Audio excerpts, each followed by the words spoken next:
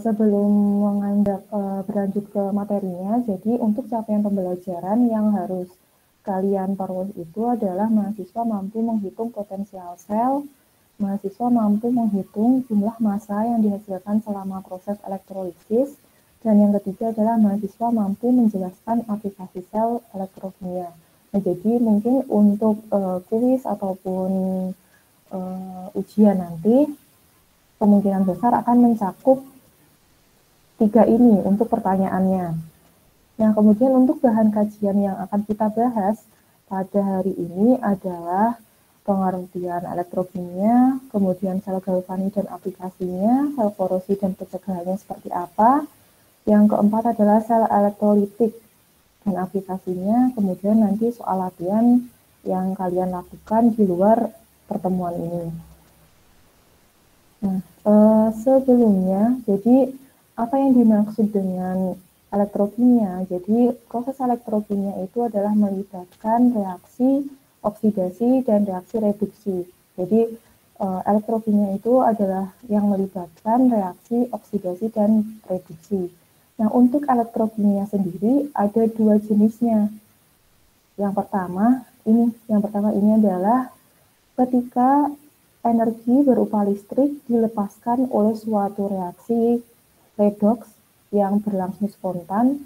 Nah, ini satu jenis elektrokimia, yang mana contohnya itu adalah sel galvanik dan sel korosi. Nah, di sini maksudnya jadi ada suatu reaksi oksidasi dan reduksi yang berlangsung secara spontan, di mana nanti juga akan dihasilkan listrik sebagai produknya. Nah, ini adalah satu jenis elektrokimia. Kemudian jenis yang lainnya, di mana energi listrik dipergunakan untuk menjadikan suatu reaksi redoks yang tidak spontan dapat berlangsung. Contohnya itu adalah sel elektrolisis. Nah, jadi ini berkebalikan ya. Yang pertama itu adalah energi listrik dihasilkan dari reaksi oksidasi dan reduksi yang berlangsung secara spontan. Contohnya itu adalah sel galvanik dan sel korosi. Kemudian kalau yang satu ini, contohnya sel elektrolisis, itu adalah reaksinya itu tidak spontan, maka agar dapat spontan ditambahkan listrik dari eksternal agar reaksi redoks itu dapat berlangsung. Jadi seperti itu.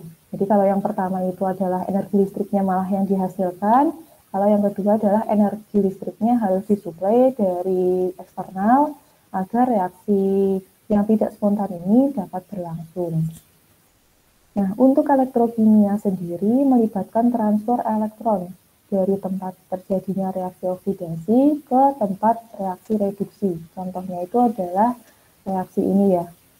Seperti yang kita ketahui bahwa kalau unsur itu bilangan oksidasinya 0 ya. Jadi Mg dan O2 itu karena unsur jadi bilangan oksidasinya 0.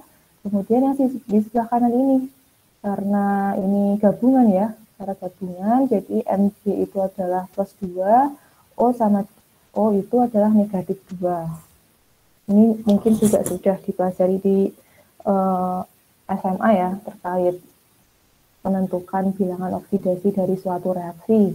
Nah, di sini mana yang bertindak sebagai reaksi oksidasi dan mana yang bertindak sebagai reaksi reduksi. Jadi yang bertindak sebagai reaksi oksidasi itu adalah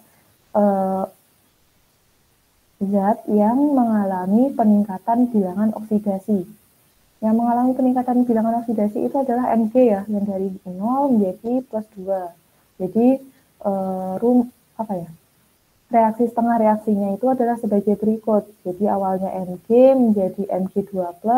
Nah, untuk menetralkannya itu berarti ada elektronnya yang di sebelah kanan. Adalah 4 elektron. Jadi untuk reaksi oksidasi itu adalah zat yang mengalami peningkatan bilangan oksidasi, kemudian ada juga kehilangan elektron, karena elektron berada di sebelah kanan, jadi kehilangan elektron dinamakannya. Kemudian kalau reaksi reduksi adalah kebalikannya. Kalau reaksi reduksi itu adalah kebalikan dari reaksi oksidasi, yang mana zatnya itu terjadi penurunan bilangan oksidasi, yang awalnya 0 menjadi negatif 2. Nah, untuk menyetarakan berarti kan di sebelah kiri harus ada elektronnya. Nah, jadi harus ada elektronnya sehingga di sini ditambahkan 4 elektron di sebelah kiri dari arah reaksi ini. Nah, jadi dapat disimpulkan bahwa reaksi reduksi itu adalah zatnya terjadi penurunan bilangan oksidasi, kemudian adanya penerimaan elektron karena di sini elektron berada di sebelah kiri. Jadi seperti itu harus diingat ya. Kalau oksidasi terjadi peningkatan bilangan oksidasi, kemudian adanya kehilangan elektron. Elektronnya nanti berada di sebelah kanan. Kemudian kalau reduksi terjadi penurunan bilangan oksidasi zatnya, kemudian akan menerima elektron. Jadi kalau menerima elektronnya berada di sebelah kiri dari arah reaksi. Oksidasi kehilangan, reduksi menerima elektron. Selanjutnya,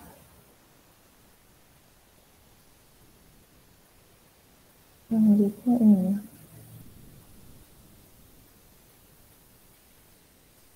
Nah, untuk contoh reaksi yang berlangsung secara spontan, kemudian menghasilkan listrik, itu adalah contohnya sel galvani ya.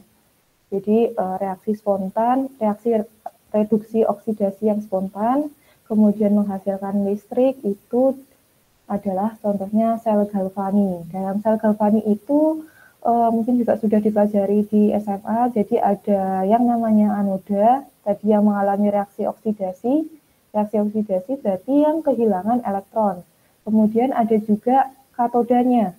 Katoda itu adalah zat yang mengalami reaksi reduksi atau yang menerima elektron. Selain itu juga ada larutannya dan juga ada jembatan garam yang menetralkan, yang ini ya fungsinya jembatan garam itu adalah menyetarakan kation dan anion yang ada di dalam larutan, karena nanti selama proses elektrokimia ini elektron maupun kation maupun anion yang ada di dalam larutan akan mengalami peningkatan atau penurunan. Kemudian di sini ada juga kawat nih. Kawat yang menghubungkan antara anoda dan katoda. Jadi nanti elektron yang dihasilkan pada anoda akan mengalir menuju ke katoda. Yang seperti definisi tadi ya, kalau di anoda terjadi kehilangan elektron karena elektronnya dialirkan ke katoda, sehingga katoda lah yang menerima elektron. Contohnya itu adalah yang ini, Zn dan Cu. Zn sebagai anodanya, Cu sebagai katoda. Nah, di sini gambar yang lebih jelasnya ya, lebih besarnya, di mana Zn yang awalnya dalam bentuk padatan, dalam bentuk anodanya, di anoda, nah di sini akan mengalami reaksi oksidasi. Kalau reaksi oksidasi itu ini ya, ini. Nah, di sini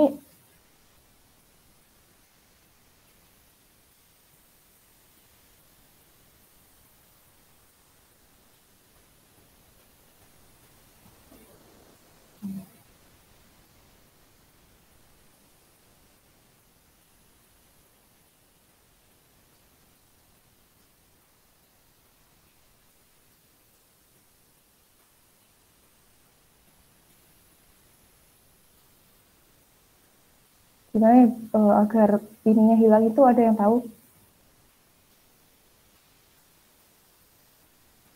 Oh iya, udah. Ya, jadi di sini untuk di anoda akan mengalami reaksi oksidasi yang seperti kita jelaskan tadi, bahwa di anoda kalau kehilangan oksidasi berarti kehilangan elektron. Jadi yang awalnya Zn akan menjadi Zn2+ yang larut di larutan ini ditambah 2 elektron. Jadi padatan Zn akan menjadi Zn2+ yang larut di larutan ini dan ditambah dengan 2 elektron, yang mana elektronnya nanti akan berpindah ke katoda. Nah, kalau melihat dari reaksi ini yang awalnya padatan, kemudian Zn-nya larut, sehingga dapat diketahui di bagian Zn atau di bagian anoda akan terjadi penurunan massa. Jadi harus diingat lagi ya, Kalau anoda terjadi reaksi oksidasi dan nanti akan terjadi penurunan massa. Nah, berbeda ketika di katoda. Nah, di katoda ini adalah reaksinya seperti ini. Jadi, menerima elektron ditambah Cu2+ yang ada di larutan menjadi Cu padatan. Nah, jadi nanti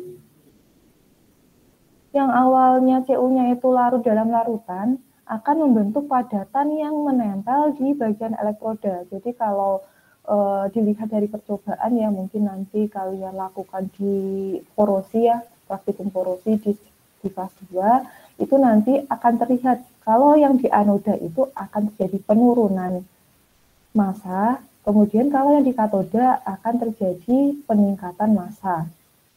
Karena nanti padatannya akan menempel di bagian katoda. Nah, untuk reaksi keseluruhannya ada sebagai berikut ya, Zn ditambah Cu2+ menjadi Zn2+ plus Cu. Seperti itu untuk contoh sel galvaninya. Jadi ada anoda yang mengalami reaksi oksidasi, kehilangan elektron, kemudian nanti juga akan terjadi penurunan massa. Kemudian kalau katoda terjadi reaksi reduksi, adanya penambahan elektron, dan terjadi peningkatan massa karena nanti Cu padatan ini akan menempel di bagian katoda. Nah, selanjutnya nanti karena ada perbedaan potensial itu biasanya dihitung dengan menggunakan voltmeter ya. Nah, selanjutnya ini adalah jadi ini adalah seperti yang saya jelaskan tadi, kalau perbedaan potensial listrik antara anoda dan katoda itu dinamakan voltase atau potensial sel, atau juga bisa disebut dengan electromotive force EMF. Jadi seperti itu, perbedaan potensial listrik di antara katoda dan anoda. Karena terjadi perbedaan potensial di bagian sini dan di sini itu, maka dihitungnya dengan voltmeter ini. Nah, dinamakan potensial sel atau electromotive force EMF. Nah, sebelum lanjut membahas mengenai potensial sel, kita harus mengetahui bagaimana cara menuliskan. Bagaimana cara menuliskan dari sel galvani ini. Misal ada suatu tadi kan reaksi Pu dan Zn kan ya. Nah, di mana di bagian kiri itu di bagian kiri ini itu dituliskannya adalah yang anodanya. Seperti yang dijelaskan sebelumnya bahwa yang anodanya itu adalah Zn yang awalnya padatan kemudian menjadi Zn2+. Ya, jadi garis tunggal ini merupakan batas fase ya. Yang awalnya padatan menjadi Zn2+, kemudian konsentrasi larutannya itu 1 molar. Nah, kemudian ada garis 2 ini adalah jembatan garamnya, kemudian ada di bagian katoda itu adalah Cu2+ awalnya menjadi Cu2+ 1 molar menjadi Cu padatan. Nah, jadi ini cara menotasikan atau menuliskan sel galvani. Jadi yang di sebelah kiri itu adalah anoda, kemudian di sebelah kanan adalah katoda. Di anoda akan terjadi kehilangan elektron. Kalau kehilangan elektron berarti kan terjadi penurunan bilangan oksidasi kan ya, yang awalnya 0 menjadi plus 2, kemudian kalau di katoda itu adalah penurunan bilangan oksidasi yang awalnya 12 menjadi 0. Nah, seperti itu. Ini cara menotasikan sel galvani.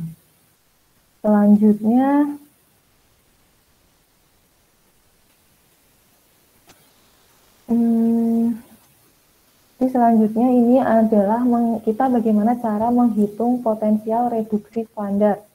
Kalau tadi yang dijelaskan di sini adalah perbedaan potensial antara katoda dan anoda.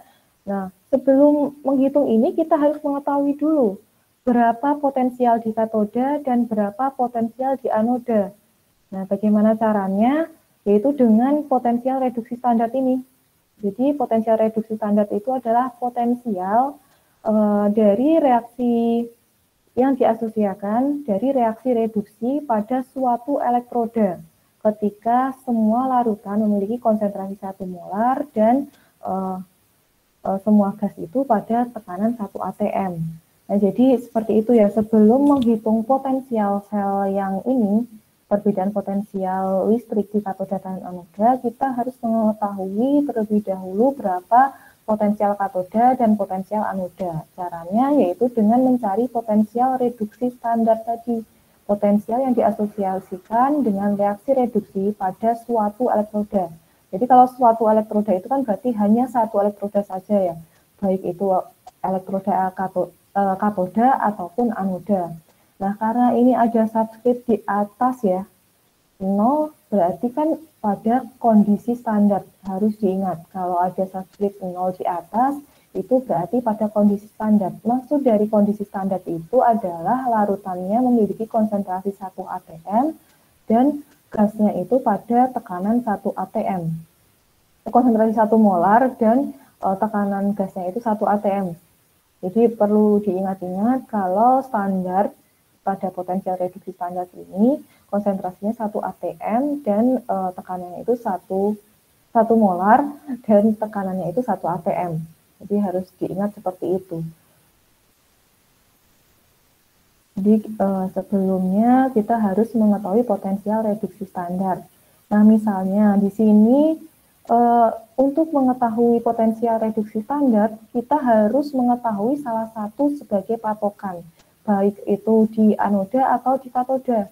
Jadi kita harus memiliki patokannya apa, yang memiliki nilai 0.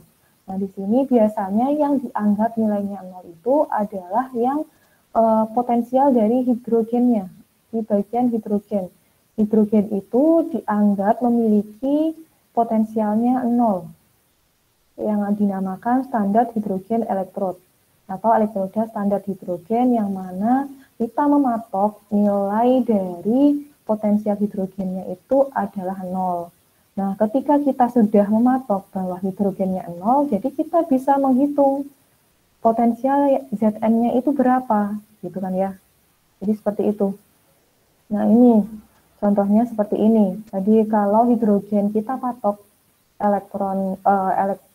potensial standarnya itu adalah 0, kemudian kita dapat menghitung potensial reduksi standar dari Zn-nya berapa. Nah, jadi untuk mengetahuinya itu juga harus dibuat suatu rangkaian elektrokimia seperti ini. Jadi nanti potensial sel akan dihitung dari voltmeter. Jadi nanti voltmeter itu menandakan potensial sel, yaitu potensial antara katoda dikurangi dengan anoda. Potensial sel di katoda, potensial katoda standar dikurangi potensial anoda standar, sama dengan potensial sel. Nah, potensial sel ini diperoleh dari yang dibaca dari voltmeter. Nah, kemudian kan tadi untuk di hidrogen sudah diketahui ya, sehingga kita dapat mengetahui yang di Zn. Nah, bagaimana menentukan katoda dan anoda dari suatu reaksi redoks ini, satu rangkaian reaksi redoks. Seperti yang saya jelaskan tadi, bahwa ketika ada penurunan massa, maka dinamakan anoda karena mengalami reaksi oksidasi. Kemudian kalau terjadi peningkatan massa, dinamakan katodanya. Nah, di sini ternyata pada suatu percobaan ketika Zn dihubungkan dengan hidrogen, yang mana Zn-nya itu elektrodanya mengalami penurunan massa selama sel bekerja. Sehingga maka Zn dinamakan anoda dan H2-nya itu hidrogennya dinamakan katoda. Nah, kemudian SL-nya itu sudah diketahui 0,76 dari hasil pembacaan voltmeter, sehingga dimasukkan ke rumus yang ini. Jadi SL-nya 0,7 sama dengan potensial dari hidrogen itu adalah dipatok 0 dikurangi dengan potensial dari Zn sebagai katodanya. Nah, dicarilah sehingga ketemu potensial Zn-nya itu adalah negatif 0,76. Sehingga dapat diketahui ya potensial reduksi standar dari Zn itu adalah negatif 0,76. Nah, sebenarnya ini merupakan suatu penelitian yang sudah sudah dilakukan, jadi nanti kalian tinggal membacanya saja, tapi membaca dari tabel. Tapi sebelumnya kalian harus mengerti bagaimana cara menentukan potensial reduksi standarnya. Bagaimana sebenarnya tahapan untuk mengetahui potensial reduksi standarnya itu adalah seperti ini tadi. Jadi dibuat suatu rangkaian reaksi oksidasi reduksi seperti ini. Nah, ada contoh lagi ketika menghitung potensial reduksi standar dari tembaga. Jadi kalau tadi itu adalah Zn, sekarang adalah tembaga. Jadi tembaga dihubungkan dengan hidrogen. Nah, karena di sini ternyata pada percobaan terjadi peningkatan massa pada Cu. Kalau terjadi peningkatan massa pada Cu, berarti Cu sebagai katodanya.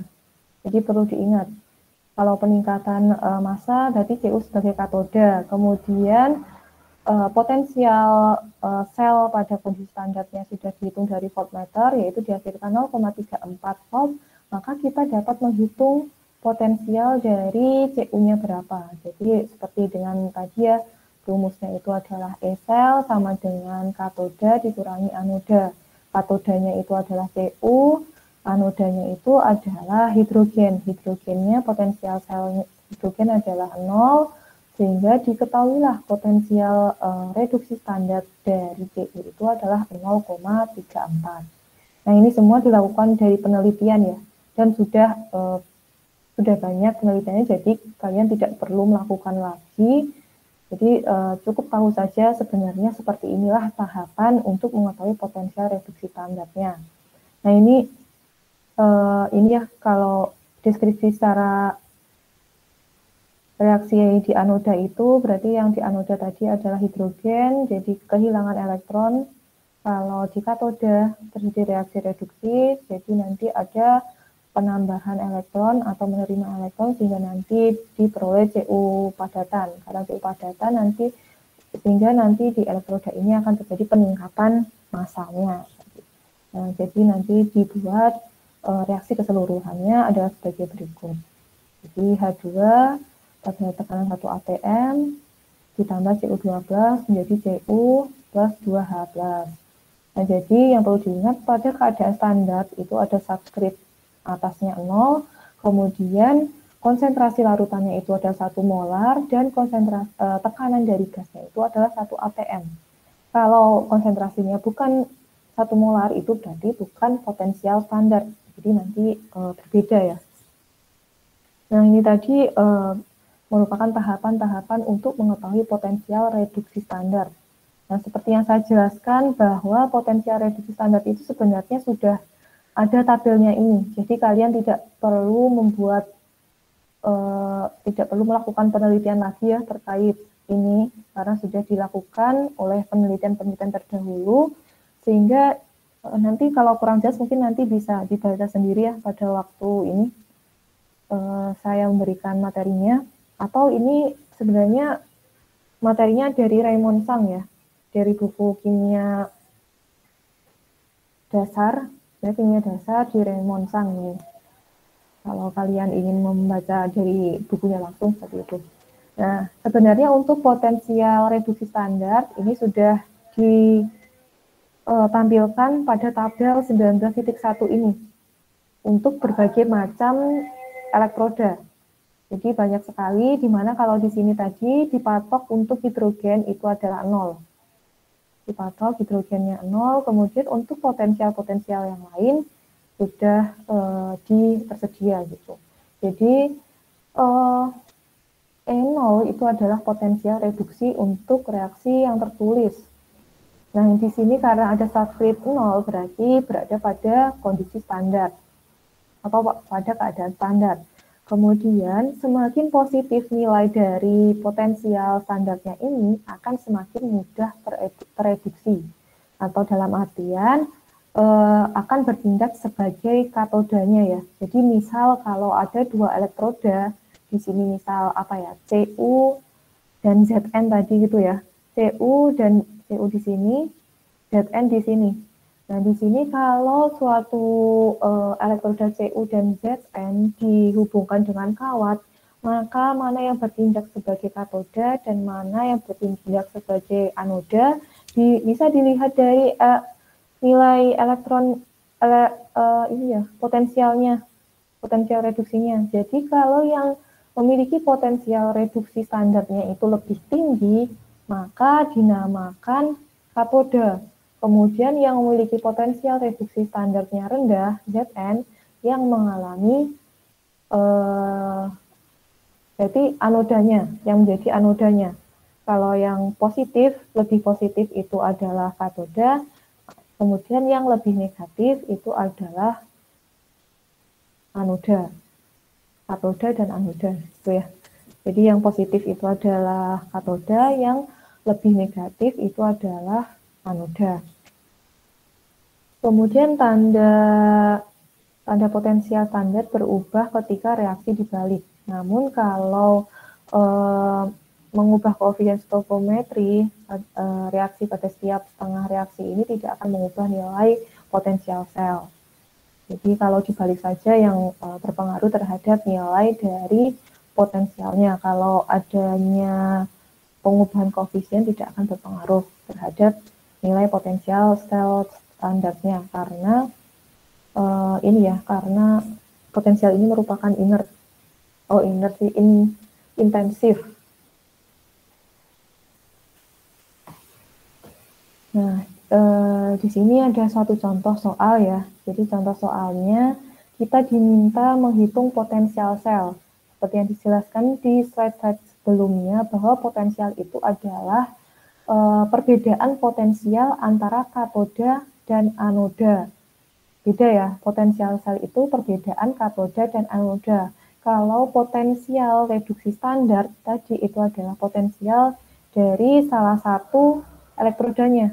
Jadi kalau ini potensial reduksi standar itu dari salah satu elektrodanya, suatu elektroda. Kemudian kalau potensial sel standar itu adalah perbedaan potensial dari katoda dan anoda. Nah, di sini ada suatu rangkaian di mana CD dihubungkan dengan CR. Jadi elektroda CD 1 molar parutannya dihubungkan dengan elektroda CR 1 molar juga. Nah, mana yang bertindak sebagai katoda dan mana yang bertindak sebagai anoda? Nah, itu dilihat dari ininya tadi. Dilihat dari potensial standarnya, potensial reduksi standarnya. Nah, di sini kan kalau CD, potensial reduksi standarnya itu adalah negatif 0,4, kalau CR negatif 0,74. Nah, di sini yang lebih positif adalah CD. Karena yang lebih positif berarti dianggap sebagai katoda. Kemudian yang yang lebih negatif dinamakan anoda. Jadi diingat-ingat kalau untuk mengetahui katoda dan anoda itu, tadi kalau pada saat percobaan dilihat dari penurunan massa elektrodanya atau penaikan massa elektroda. Nah, di sini karena kita sudah mengetahui potensial reduksi standarnya, jadi kita bisa melihatnya dari ininya saja, potensial reduksi standarnya. Yang mana kalau yang lebih positif dianggap sebagai katoda, sedangkan yang lebih negatif dianggap sebagai anoda.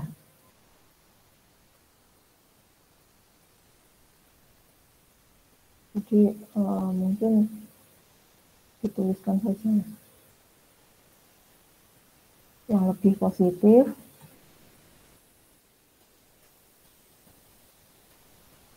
katoda, lebih negatif akan menjadi anoda.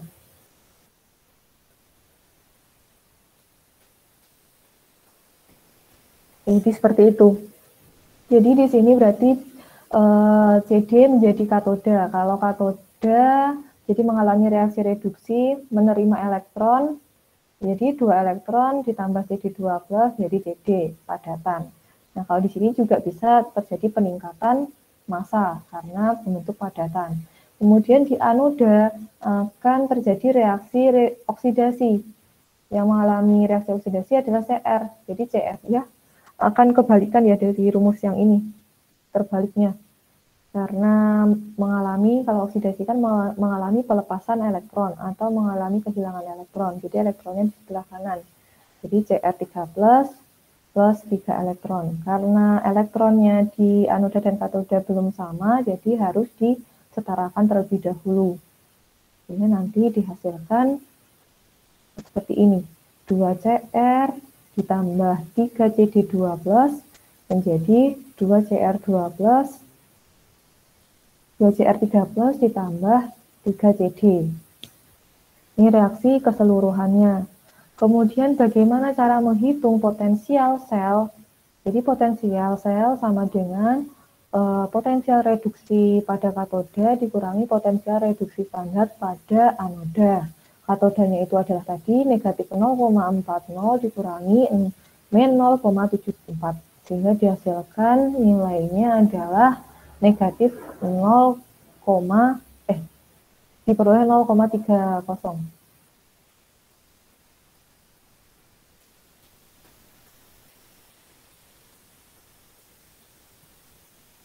Diperoleh 0,34 ya, diperoleh 0,34 karena dari katoda dikurangi anoda. Nah, ini ada contoh lagi ketika diminta menghitung potensial sel ketika ada elektroda Ni dihubungkan dengan elektroda Cu. Pada 1 molar semua, berarti pada kondisi standar. Nah, di sini mana yang bertindak sebagai katoda dan anoda? Nah, di sini kita ketahui bahwa yang menjadi katoda itu adalah apa?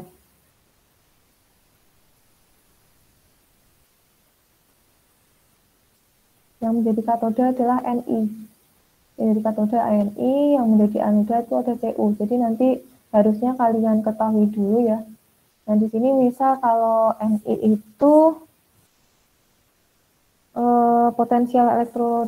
potensial reduksi standarnya itu adalah 0, sebentar. Ni.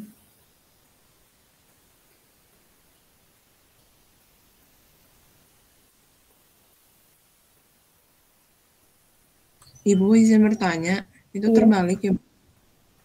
Gimana? Itu terbalik, yang Rx anoda. Oh ya, bentar, makanya saya lihat dulu. Ni itu potensialnya itu adalah negatif 0,25. Kemudian untuk Cu itu 0,34. Jadi memang benar di sini. Jadi saya salah. Jadi kalau Ni itu potensial reduksi standarnya itu adalah negatif 0,2 negatif 0,25. Kemudian kalau Cu itu adalah 0,34, positif 0,34. Jadi benar, Cu sebagai katoda, kemudian Ni-nya sebagai anoda. Kemudian nanti dibuat reaksi seperti ini ya, kalau anoda berarti terjadi pelepasan elektron, kalau katoda terjadi penerimaan elektron. Sehingga nanti reaksi selnya atau reaksi keseluruhannya diperoleh seperti ini. Jadi SL-nya katoda kurangi anoda, katodanya itu adalah Cu 0,34, kemudian dikurangi anodanya negatif 0,525, sehingga dihasilkan 0,59. Jadi seperti ini ya. Jadi untuk menghitung potensial sel standarnya. Standar karena pada larutan 1 molar dan tekanan gasnya kalau ada pada 1 atm. Nah, dari sini sudah jelas ya. Ada yang ditanyakan terlebih dahulu? Iya, Bu, jelas. Ya, yang lain gimana? Dari saya cukup jelas juga, Bu. Saya juga ya, kalau gitu. jelas. Gimana? Ya. Jadi lanjut terlebih dahulu saja ya. Nah, di sini kita tadi sudah mengetahui sel dari pada keadaan standarnya. Jadi sel pada keadaan standar kita sudah mengetahui. Kemudian kita ingin menghubungkan dengan persamaan termodinamikanya. Persamaan termodinamikanya yaitu misalnya dengan energi Gibbs-nya. Seperti yang kita ketahui bahwa energi itu sama juga dengan kerja yang dihasilkan. Dalam hal ini kalau sel elektrokimia berarti berapa energi listrik yang dihasilkan dari suatu proses reaksi oksidasi reduksi. Nah, jadi di sini delta Gibbs sama dengan energi listrik yang dihasilkan. Nah, untuk energi listrik yang dihasilkan itu rumusnya seperti ini. N dikali Faraday dikali potensial selnya. Jadi N itu adalah mol elektron yang terlibat, F itu adalah 96.500 kolom per mol ya, C per mol dikali potensial sel. Nah, kemudian kalau ini pada keadaan standar, ada subscript-nya di atas, berarti potensial selnya juga harus ada tanda subscript-nya atas. Kalau di sini kan nggak ada, jadi potensial sel bukan pada keadaan standar kalau di sini. Nah, misal kalau di slide ini kita akan fokus pada yang standar saja dulu. Pada keadaan standar yang mana delta G pada keadaan standar sama dengan NFE sel pada keadaan standar. Nah, seperti yang dijelaskan di keseimbangan kimia kemarin ya, di beberapa pertemuan kemarin. Nah, di sini bahwa pada saat terjadi keseimbangan, pada reaksi keseimbangan, berarti kan delta G standar sama dengan min RT ln K kan ya. Nah, ini pada saat keseimbangan sama dengan, jadi ini dimasukkan ke sini, NF potensial sel standar. Nah, dari rumus ini kita dapat mengetahui berapa konstanta keseimbangannya. Jadi nanti dua rumus ini dilakukan suatu ini ya. Jadi nanti E sel standar sama dengan NF-nya itu diubah ke sini, dikekirikan, sehingga diperolehlah dua rumus bawah ini, yang mana R-nya dibuat 8,314 karena di sini pada kondisi standar berarti pada suhu 25 derajat Celcius. Nah, kemudian Faraday-nya itu adalah 96.500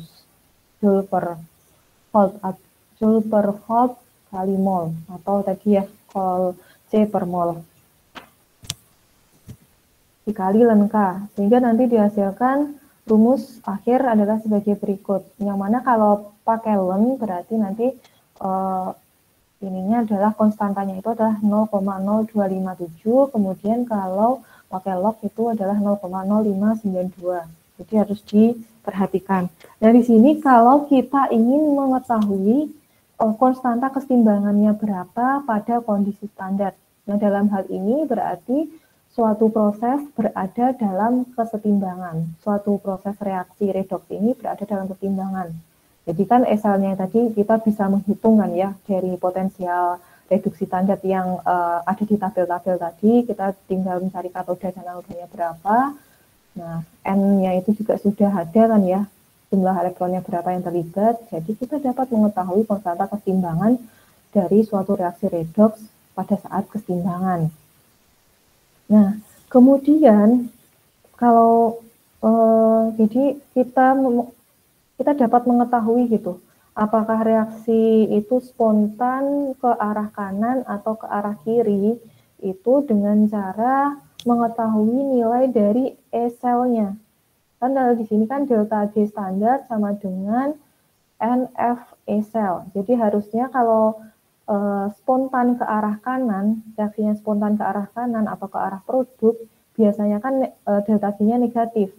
Kemudian kalau spontan ke arah reaktan itu delta G-nya positif.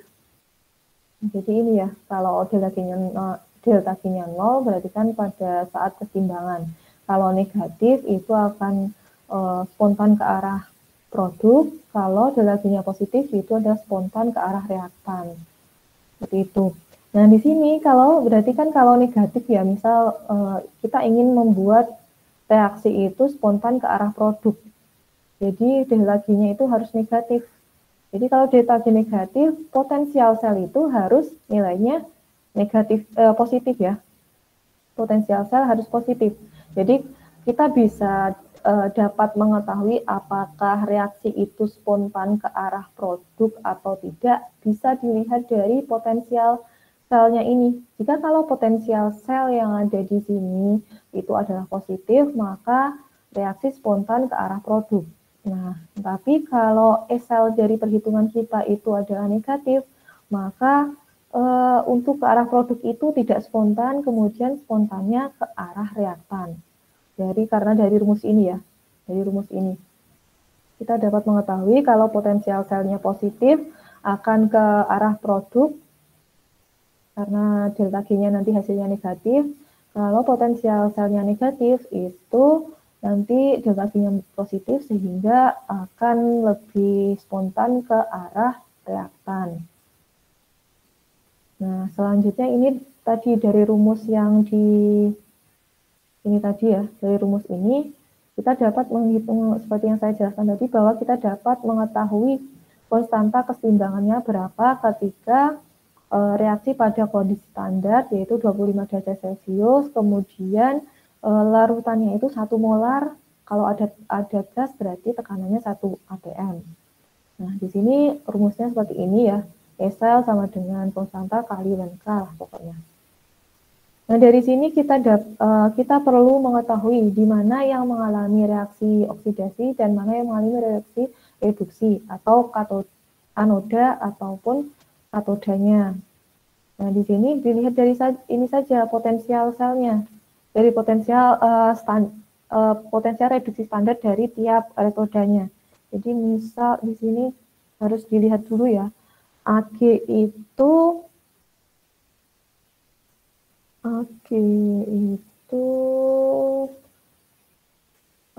ini ya, AG itu 0,8. Jadi AG itu biar enak ya.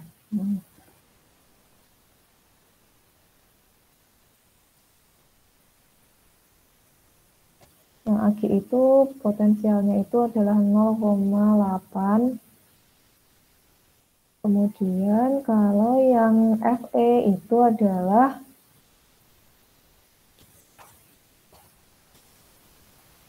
Fe.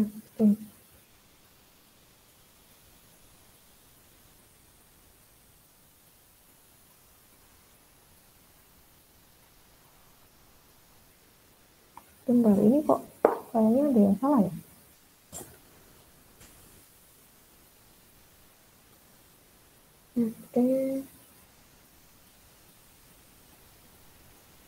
Negatif 0,44. Nah, jadi kalau Fe itu adalah negatif 0,44, kemudian kalau Ag itu adalah 0,8. Jadi harusnya yang bertindak sebagai katoda itu adalah Ag, kemudian yang bertindak sebagai anoda itu adalah Fe ya. Jadi ini sepertinya terbalik. Benar seperti itu kan ya? Karena di sini Fe itu negatif 0,44, kemudian untuk Ag-nya itu adalah 0,8. Jadi yang bertindak sebagai katoda itu adalah Ag, kemudian yang bertindak sebagai anoda adalah Fe. Nah, jadi seperti itu. Jadi ini kebalik ya. Jadi harusnya 0,8 dikurangi dengan sebentar.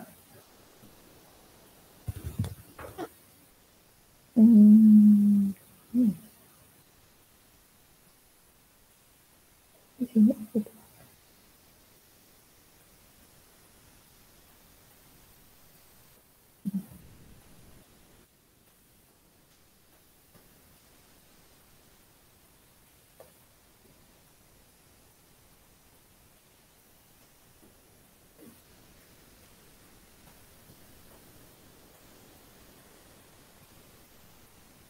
Iya, jadi memang ini ada kesalahan ya.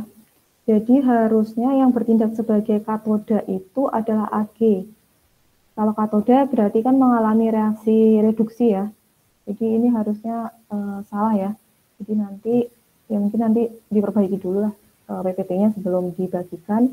Jadi, nah di sini yang bertindak sebagai katoda itu adalah Ag, kemudian yang bertindak sebagai anoda itu adalah Fe. Nah ini pun juga nanti Ibu, salah. maaf. Gimana? Itu kan kalau dilihat dari reaksinya, kalau Ag itu oksidasi kan Bu? Berarti benar Ag itu berlaku sebagai anoda. Enggak, ini salah juga. Jadi salah ini rumus reaksi keseluruhannya salah. Yang salahnya reaksinya ya Bu? Jadi reaksinya juga salah. Jadi nanti itu memang harusnya untuk menentukan persamaan reaksi ini juga harus dilihat dari potensialnya ini kan ya. Kalau dilihat dari potensialnya, di sini katoda, kemudian di sini anoda, kemudian nanti baru ketemu reaksi keseluruhannya. Jadi ini juga nanti akan saya ganti.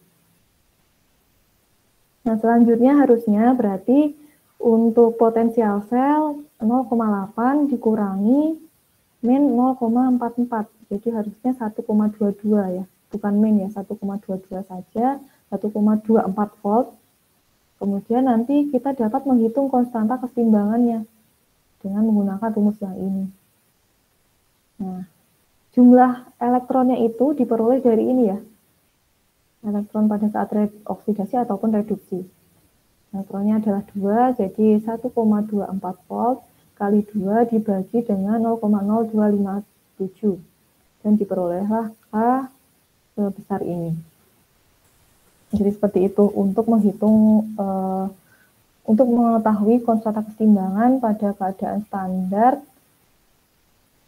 seperti ini. Ketika sudah selnya sudah ada. Nah, namun pada kenyataannya suatu proses reaksi oksidasi reduksi itu pada keadaan standar itu jarang gitu. Jadi sebenarnya proses elektrokimia itu bisa saja berlangsung pada konsentrasi yang berbeda. Nah, kalau tadi kan di awal ini terjadi pada keadaan standar ya. Nah, kalau misal pada kenyataannya itu biasanya tidak terjadi pada keadaan standar, yang mana konsentrasinya itu akan tidak 1 molar lagi.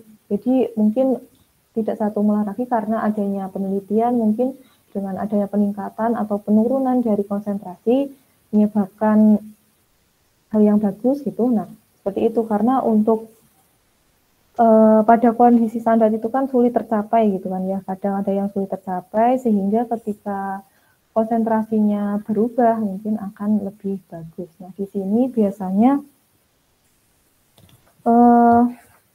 jadi untuk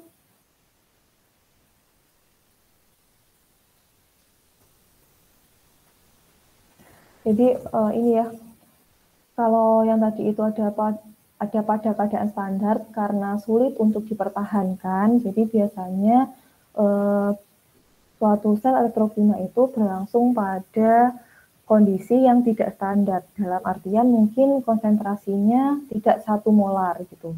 Konsentrasinya tidak 1 molar. Kemudian bagaimana cara menghitung E-selnya?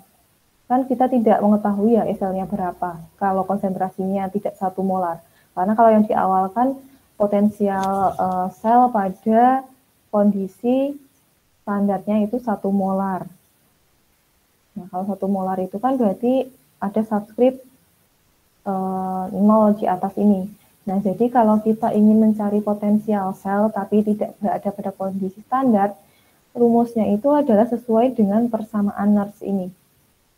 Yang mana potensial dari sel sama dengan potensial pada kondisi standar dikurangi RT per NF ln Hi. Ln Hi ini adalah konsentrasi dari seperti perhitungan koefisien reaksi tadi yang ada di keseimbangan kimia, reaksi koefisien, yang mana produk dibagi reaktan itu ya.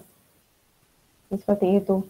Nah, jadi ketika sel elektrokimia itu berada tidak pada kondisi standar, maka potensialnya selnya itu dicari dengan rumus, kedua rumus ini. Ini pakai ln, kalau ini pakai log, jadi konstantanya berbeda.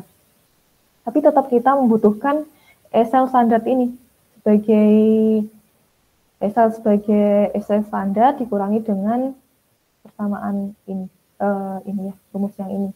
Jadi sebenarnya kalau kita melakukan suatu sel elektrofina bukan pada kondisi standar, jadi tetap kita membutuhkan standarnya itu berapa dikurangi dengan yang rumus ini.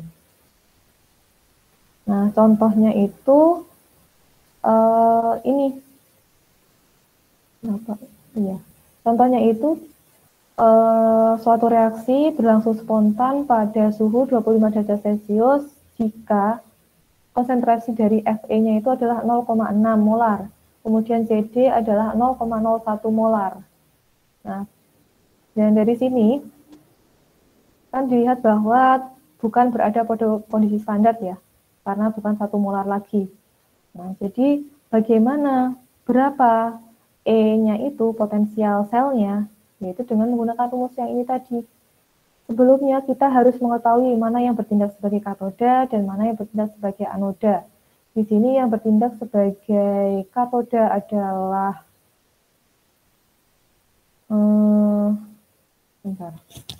CD. Belum lagi.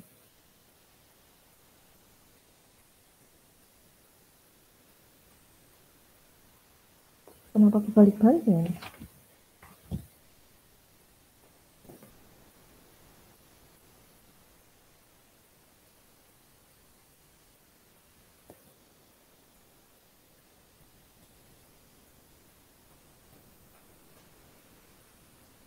Nah, ini pun juga terbalik ya. Mohon maaf, kayaknya saya ini belum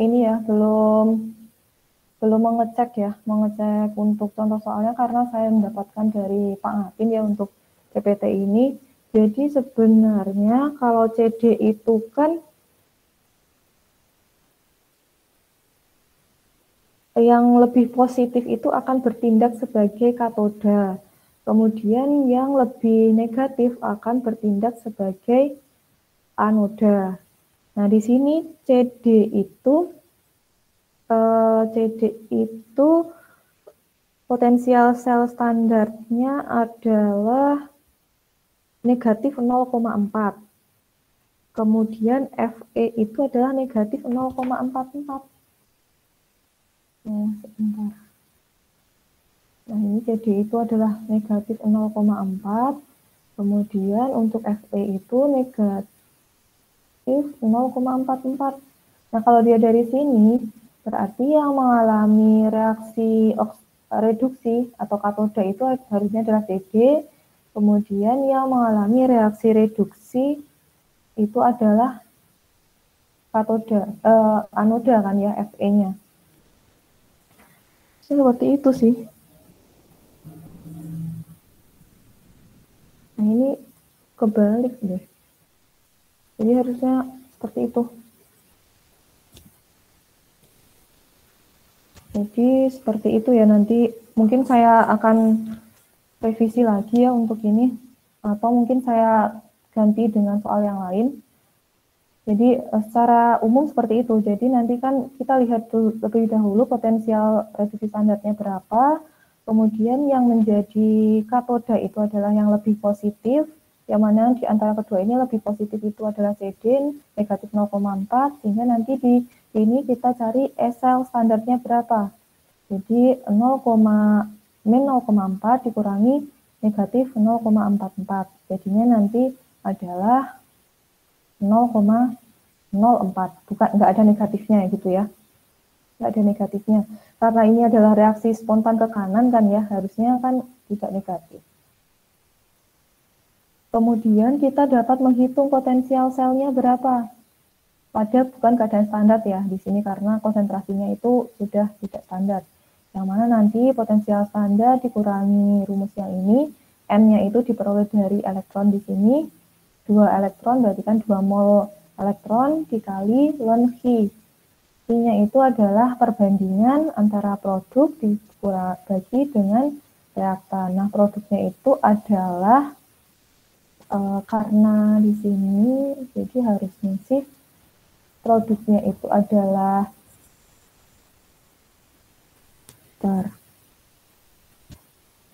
produknya itu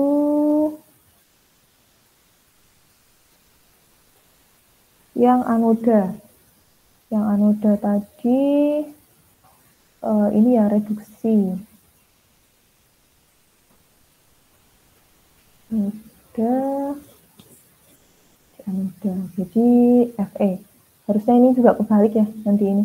0,6 dibagi 0,01. Ya, jadi seperti itu. Jadi di sini itu tidak ada negatifnya, kemudian ini kebalik 0,0. Bentar.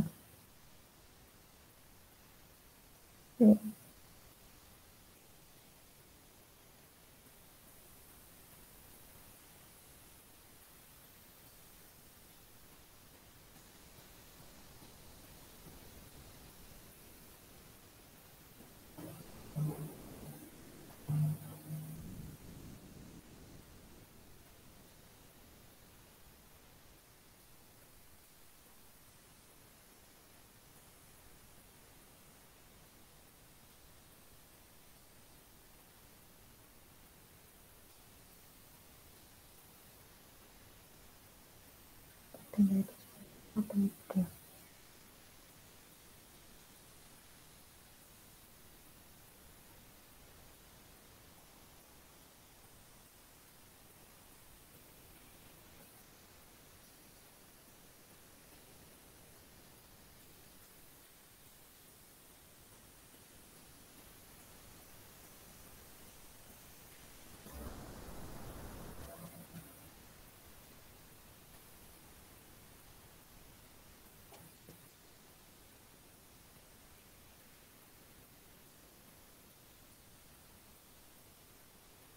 Iya, jadi kalau ini sudah benar ya.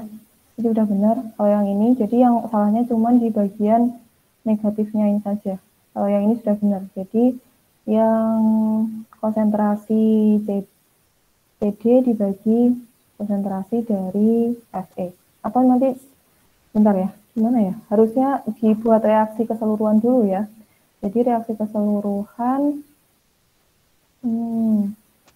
jadi reaksi keseluruhannya kalau dilihat dari sini kan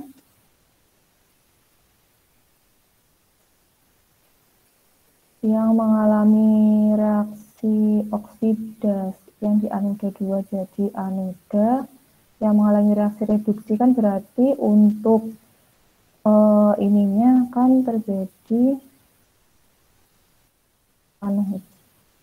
jadi benar. Yang mengalami reaksi oksidasi itu adalah Fe kan ya. Jadi Fe menjadi Fe2 plus 2 elektron. Nah, kemudian di katodanya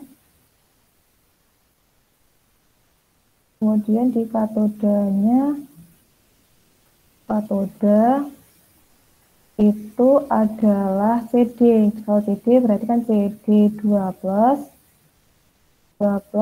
ditambah 2 elektron menjadi CD kan ya, CD. Jadi reaksi keseluruhan, ini saja ya, reaksi keseluruhan Fe ditambah CD2 plus menjadi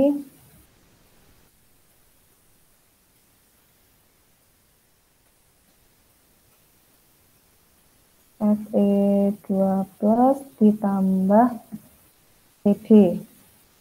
Jadi seperti itu untuk reaksi keseluruhan. Nah, kemudian kalau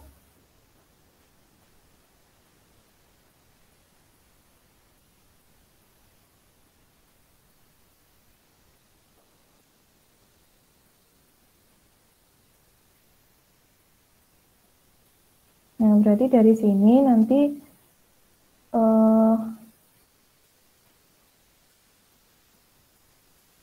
selanjutnya nanti dari sini kita dapat mengetahui nih yang menjadi yang terlarut itu kan aqueous kan yang Fe2+ dan CD2+ kan ya. Kemudian yang CD dan Fe itu dalam bentuk padatan, tidak ada konsentrasinya, dianggap konsentrasinya itu kan konstan kan ya kalau itu.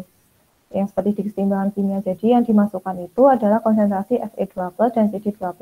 Jadi Fe2+-nya itu adalah 0,6. Jadi memang di sini salah ya, kebalik 0,6 dibagi dengan 0,01. Sehingga nanti diperoleh E-nya berapa.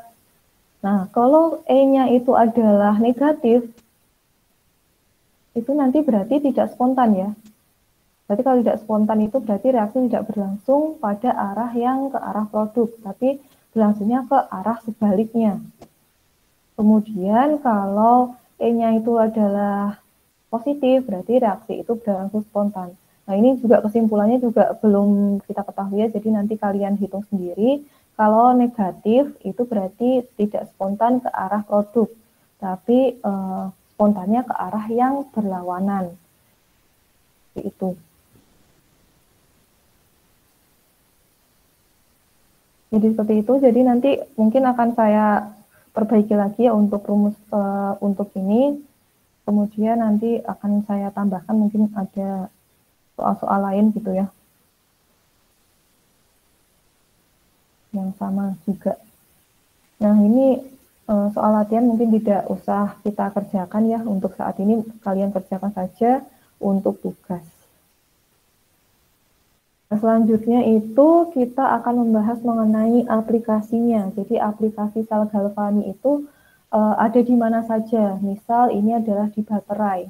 Jadi di baterai itu merupakan aplikasi dari sel galvani. Contohnya itu adalah baterai sel kering. Nah, untuk reaksi anoda dan katodanya itu adalah sebagai berikut. Di mana di sini kita menggunakan katodanya itu adalah grafit, anodanya itu adalah seng. Di mana kalau grafit ini merupakan elektroda inert ya. Jadi sebenarnya ada juga elektroda yang biasa, kemudian juga ada elektroda inert. Kalau elektroda inert itu adalah elektrodanya tidak melakukan reaksi. Yang melakukan reaksi itu adalah spesi-spesi yang ada di dekatnya, spesi-spesi yang ada di dekatnya. Yang mana kalau di dekat dari katoda ini kan ada MnO2 dan NH4Cl. Jadi yang bereaksi di bagian katoda ini adalah NH4-nya sama MnO2-nya. Karena kita menggunakan katodanya adalah katoda yang inert atau tidak bereaksi. Kemudian kalau anodanya seng seperti ini. Nah, ini merupakan suatu rumus yang ini ya, suatu rumus yang sebenarnya sangat rumit, cuman kayak disederhanakan menjadi seperti ini. Kemudian juga contohnya itu adalah baterai merkuri, yang mana merkuri itu maksudnya di mana untuk di bagian katodanya itu adalah merkuri sebagai katoda. Nah, katoda yang bereaksi ya maksudnya ya. Karena di sini katodanya itu adalah steel, yang mana di sini dianggapnya steelnya itu tidak merupakan katoda inertnya. Kemudian ada anoda Zn yang mengalami reaksi oksidasi. Jadi seperti itu di anoda dan di katoda. Yang katodanya seperti itu. Untuk baterai merkuri ini adalah suatu aplikasi yang sudah ada di industri ya, sudah diaplikasikan ya. Ada baterai merkuri. Kemudian juga contohnya itu adalah baterai timbal atau yang kita namakan aki, yang biasanya pada mobil. Nah, ini juga memanfaatkan sel galvani ya untuk prosesnya, yang mana yang sebagai anoda itu adalah Pb, yang sebagai katoda itu adalah PbO2. Nah, kemudian reaksinya seperti ini, seperti berikut ya. Mungkin bisa dibaca sendiri untuk penerapannya gitu kan ya. Kemudian yang yang sedang banyak penelitian sekarang ini, mungkin juga di teknik kimia yang dilakukan oleh kelompok risetnya Ibu Lina, analis kimia itu adalah sel bahan bakar. Nah, sel bahan bakar ini merupakan energi alternatif ya untuk masa depan, yang kita biasanya menggunakan ini ya PLTU misalnya kan menggunakan turbin yang menggerakkan generator untuk menghasilkan energi. Nah, kalau di sini itu adalah suatu reaksi elektrokimia sehingga menghasilkan listrik gitu kan ya. Kalau yang konvensional itu kita menggunakan generator yang mana awalnya itu adalah gas alam, fungsinya untuk memanaskan atau membuat steam air. Nah, kemudian steamnya itu akan menggerakkan turbin, nah turbinnya yang akan menggerakkan generator sehingga dihasilkan listrik. Nah, itu merupakan konvensional, jadi karena tahapannya yang begitu panjang ya, sehingga efisiensinya itu relatif cukup rendah jika dibandingkan dengan sel bahan bakar ini. Kalau yang konvensional itu mungkin efisiensinya itu 40%. Nah, kalau sel bahan bakar ini bisa mencapai 70%. Jadi di sini kalau sel bahan bakar itu ada suatu katoda dan anoda. Nah, katoda dan anodanya itu terdiri dari karbon yang ditambah dengan nikel sebagai katoda dan anodanya sebagai elektroda. Kemudian sebagai reaktannya itu yang dimasukkan secara terus-menerus itu adalah hidrogen dan oksigen, yang mana yang sebagai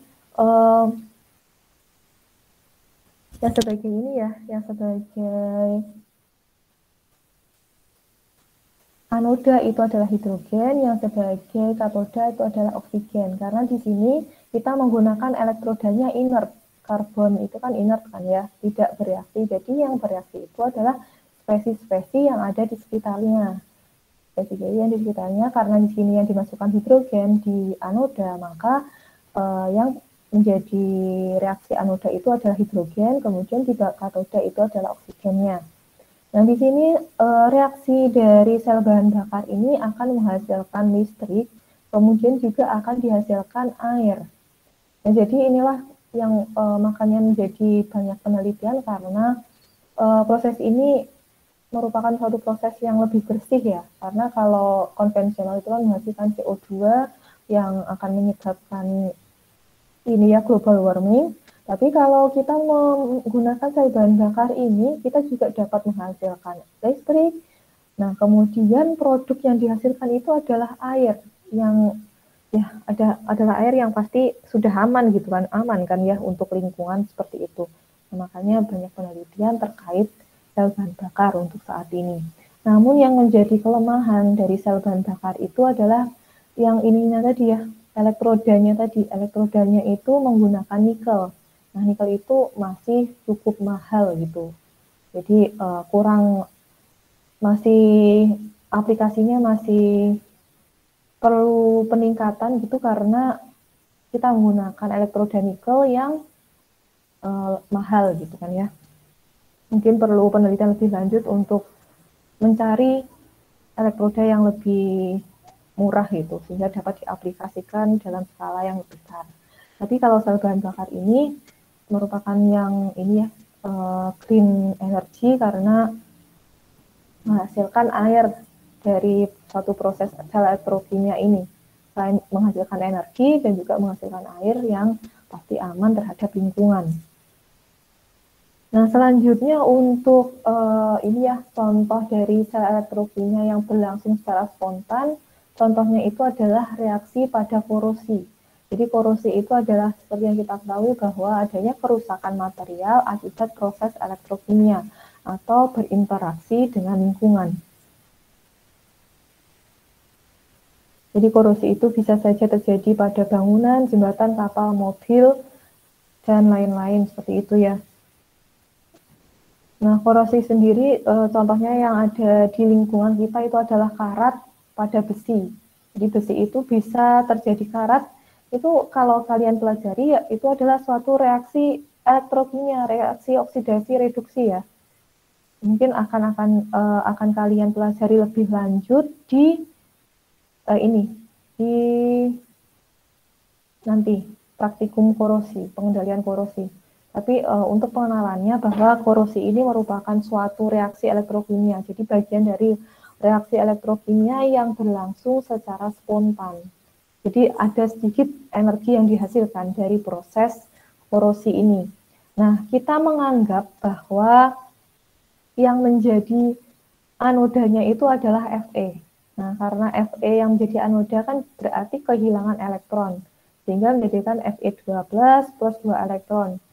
Yang mana Fe2+ itu kan berarti yang ini ya, membentuk ion kan ya, yang awalnya padatan membentuk ion, makanya nanti kalau kalian lihat besi itu kalau berkarat pasti akan kekurangan beratnya akan berkurang karena sebagian besinya itu akan membentuk Fe2+, kemudian akan bereaksi lebih lanjut nanti akan membentuk karat ya, yang berwarna yang berwarna seperti orange itu ya, kalau seperti yang ada di lingkungan kita. Kemudian yang menjadi katoda itu adalah udara oksigen yang ada di atmosfer, yang mana nanti oksigen akan mendapatkan elektron dari ini, besi, hingga menghasilkan seperti ini, H2O. Nah, jadi reaksi keseluruhannya untuk reaksi korosi pada besi itu adalah sebagai berikut. Jadi sebenarnya besi berkarat karena adalah adanya suatu reaksi elektrokimia ini yang mengalami anode, besinya adalah sebagai anoda, mengalami reaksi oksidasi, kemudian katodanya itu adalah oksigen yang ada di atmosfer. Jadi sebenarnya kalau oksigennya tidak ada ya, berarti reaksi pengkaratan itu tidak akan terjadi. Jadi seharusnya kalau ini adalah suatu besi diletakkan pada suatu tempat yang kedap oksigen, itu ya tidak akan terjadi reaksi pengkaratan. Karena yang menyebabkan reaksi pengkaratan itu karena adanya oksigen yang bertindak sebagai katoda. Nah, kemudian kalau dilihat dari SL-nya itu nanti kita bisa hitung sebagai berikut ya. Jadi SL-nya itu 1,67 karena positif berarti dapat berlangsung secara spontan. Nah, gambarnya kurang jelas juga ya, tapi secara umum nanti mungkin diganti juga ya Pak ya. Akan saya ganti juga untuk gambarnya. Nah, di sini nanti ion Fe2+ yang dihasilkan pada reaksi di anoda tadi ya, reaksi oksidasi, akan teroksidasi lebih lanjut, sehingga menghasilkan Fe2O3, XH2O. Nah, inilah yang mungkin yang karat-karat yang ada di sekitar besi itu ya ini, Fe2O3 ini, yang dinamakan karat besi. Jadi seperti itu ya untuk contoh korosi yang ada di besi. Jadi korosi itu tidak hanya terjadi di besi ya. Nah ini gambarannya seperti ini. Jadi misal ada besi yang mengalami pengkaratan itu akan bentuknya karatnya itu adalah yang ini, yang warna orange ini.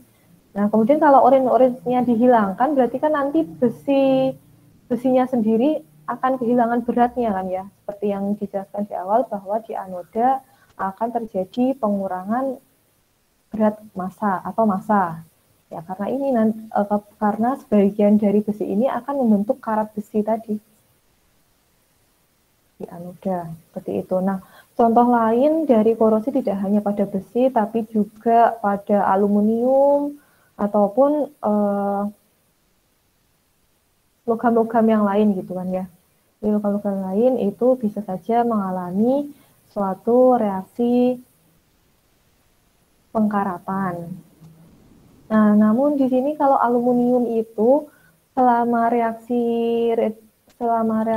ini ya pengkaratan atau pengkorosian itu menghasilkan aluminium oksida ini yang mana tidak larut. Sehingga nanti aluminium oksida itu akan menutupi permukaan dari aluminiumnya. Permukaan aluminium, jadi kan ada aluminium, kemudian di atasnya itu kan terbentuk aluminium oksida karena proses pengkaratan.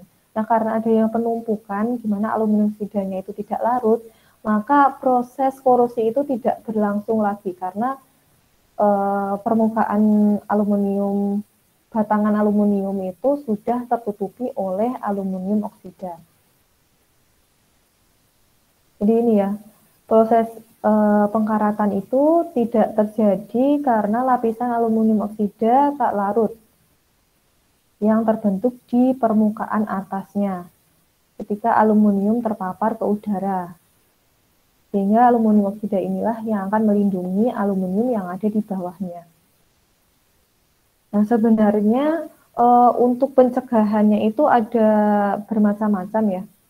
Untuk pencegahan korosi kita bisa menggunakan cat ya, melapisi logam dengan cat. Namun kalau nanti catnya itu sudah terkelupas, bisa saja nanti ini kalau logamnya akan catnya itu terkelupas, maka logam akan mengalami korosi. Jadi pengecatan itu merupakan suatu pengendalian atau pencegahan korosi yang biasanya dilakukan untuk secara yang cepatnya saja. Tapi ada beberapa hal lain gitu yang selain pengecatan. Selain pengecatan, nanti ada perlindungan secara katodik atau perlindungan secara anodik. Nah itu ataupun juga dengan tahap metode-metode lain. Nah itu mungkin untuk pencegahan bisa dipelajari di praktikum korosi ya. Kalau anoda korban itu yaitu dengan cara logam itu dihubungkan dengan anoda atau elektroda yang lebih negatif, potensial reduksi standarnya lebih negatif. Jadi kalau misal Fe dihubungkan dengan suatu elektroda yang lebih negatif potensial sel standarnya, maka yang akan terkorosi di bagian yang potensial sel standarnya itu lebih negatif kan ya, sehingga nanti Fe akan terlindungi, seperti itu. Itu adalah anoda korban. Jadi suatu logam dihubungkan pada suatu elektroda yang memiliki potensial sel standarnya itu lebih rendah. Sehingga nanti yang mengalami korosi itu adalah anodanya, anoda yang dikorbankan. Kemudian kalau proteksi katodik secara katodik ya, jadi logam itu kayak diberikan penambahan elektron, bisa dari listrik ya, dari luar listrik. Jadi nanti elektron dialirkan ke pipa-pipa sehingga akan terjadi proteksi katodik yang awalnya potensialnya itu rendah menjadi potensialnya itu lebih tinggi karena adanya penambahan elektron dari luar seperti itu, sehingga nanti pada potensial tertentu maka logam itu sudah tidak akan mengalami korosi lagi. Jadi seperti itu. Untuk pencegahannya bisa proteksi katodik, anoda korban, pengecatan, dan metode-metode lain. Kemudian untuk selanjutnya ini adalah sel elektrolitik. Kalau sel elektrolitik ini adalah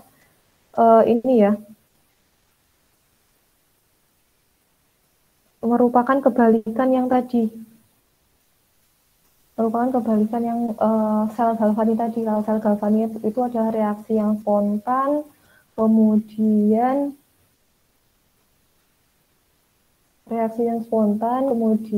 akan dihasilkan listrik.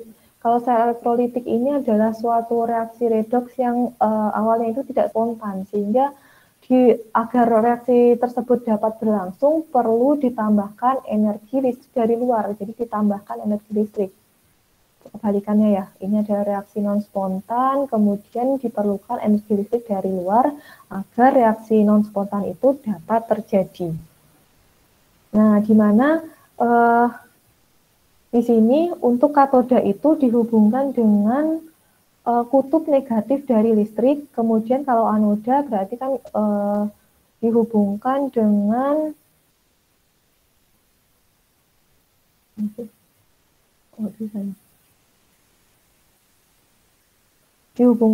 kutub. Nah ini, jadi katoda nanti akan dihubungkan dengan kutub negatif dari energi listrik, kemudian anoda dihubungkan dengan kutub positif dari energi listrik. Makanya ini katoda ini adalah kutub negatif, maksudnya itu adalah dihubungkan dengan listriknya. Karena sebenarnya kalau katoda itu kalau di sel galvanik kan positif kan ya, kemudian anodanya itu adalah negatif. Dan di sini di katoda mengalami reaksi reduksi sama, kemudian anoda mengalami reaksi oksidasi. Contohnya itu adalah elektrolisis leburan NaCl. Elektrolisis leburan NaCl. Jadi nanti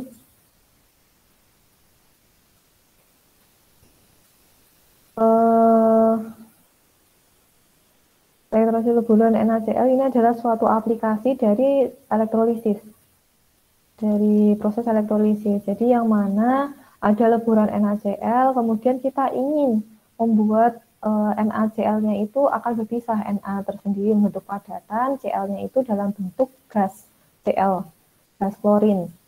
Nah, di sini dengan cara elektrolisis ini. Jadi kita menggunakan elektrodanya inert. Jadi elektrodanya inert itu maksudnya elektrodanya itu tidak bereaksi, hanya sebagai tempat reaksi reduksi maupun oksidasi. Jadi kalau inert itu tidak bereaksi, elektrodanya tidak bereaksi, hanya sebagai tempatnya saja, tempat reaksi reduksi maupun oksidasi. Nah, di sini yang mengalami reaksi, jadi elektrodanya itu pakai grafit atau karbon, yang mana ini adalah inert ya. Nah, di sini, jadi misal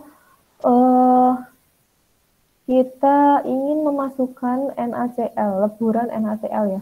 Maksudnya leburan itu berarti kandungannya hanya 100% NaCl.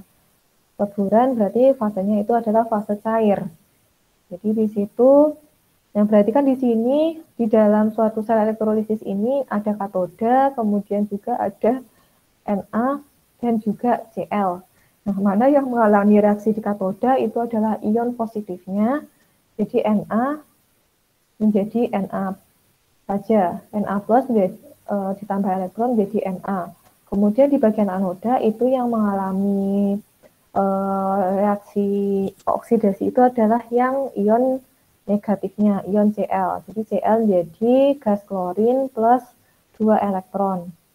Kemudian kita buat reaksi keseluruhan dengan ini dikalikan 2 dulu, agar elektronnya itu sama. Jika dihasilkan reaksi keseluruhannya ada seperti ini. Nah, nanti dari sel elektrolisis ini, yang awalnya adalah leburan NaCl dimasukkan ke dalam sel elektrolisis, ion Na plus akan berada di katoda, sehingga akan membentuk mana sih katodanya itu di sini ya, katoda, sehingga nanti akan membentuk natrium, larutan natrium. Kemudian yang ini adalah katodanya ya, jadi katodanya itu ada 2, kemudian di sini adalah anodanya. Jadi di sini nanti natrium akan ion natrium akan menjadi larutan natrium ya, Na keluar. Nah, kemudian di bagian anoda yang ini adalah ion Cl akan mengalami reaksi sehingga menghasilkan gas klorin. Nah, ini adalah elektrolisis leburan NaCl. Jadi dihasilkan padatan Na dan gas Cl2. Larutan Na ya, larutan Na dan gas Cl. Jadi nanti larutan kalau didinginkan akan memadat ya, sehingga membentuk padatan. Nah, elektrolisis juga ini terjadi pada elektrolisis air. Jadi elektrolisis air ini merupakan gabungan tadi. Jadi yang kalau yang kalian ingat itu adalah sel bahan bakar tadi kan ya. Sel bahan bakar membutuhkan reaktan hidrogen.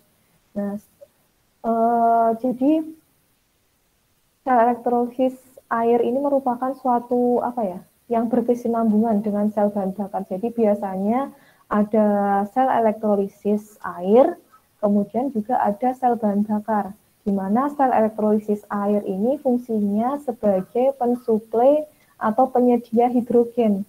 Jadi yang mana air ini akan dielektrolisis sehingga menghasilkan produknya itu ada hidrogen dan oksigen, yang nantinya sebagai reaktan pada sel bahan bakar. Karena sel bahan bakar tadi kan membutuhkan reaktan hidrogen dan oksigen. Nah, di sini adalah kebalikannya. Elektrolisis air itu dari air akan dielektrolisis sehingga menghasilkan produk hidrogen dan oksigen. Jadi biasanya sel bahan bakar itu berurutan gitu atau gabungan. Biasanya itu ada 2 proses. Jadi ada elektrolisis dan juga ada sel bahan bakar, di mana elektrolisis air ini sebagai penyedia hidrogen pada sel bahan bakar. Nah, untuk sel elektrolisis ini merupakan reaksi redoks yang tidak spontan, sehingga memerlukan energi listrik yang disuplai dari luar, sehingga nantinya reaksi elektrolisis dapat berlangsung menghasilkan hidrogen dan oksigen. Seperti itu. Nah, di sini adalah yang di bagian ininya ya, berarti di bagian katodanya, kemudian di sini adalah di bagian anodanya.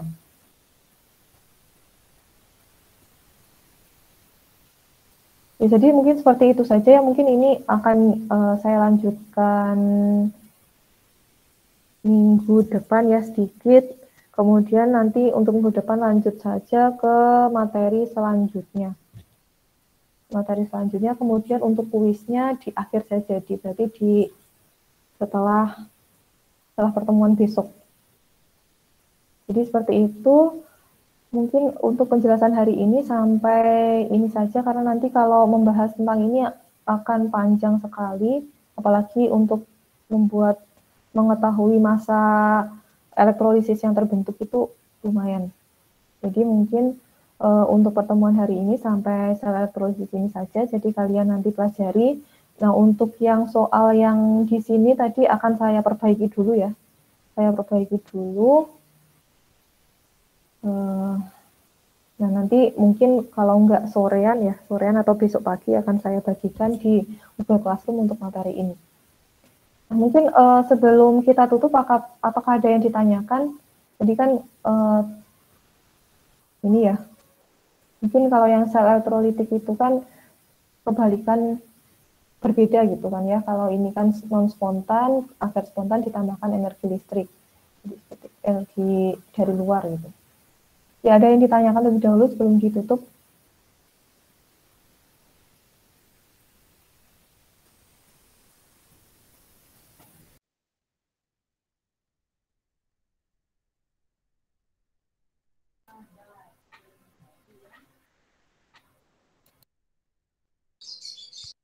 Dari saya cukup, Bu.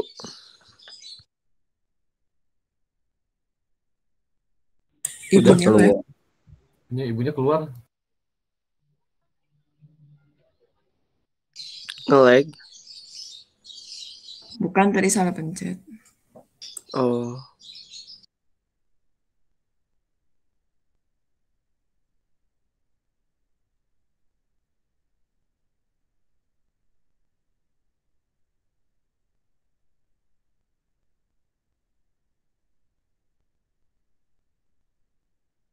Ya, maaf tadi salah pencet ya. Jadi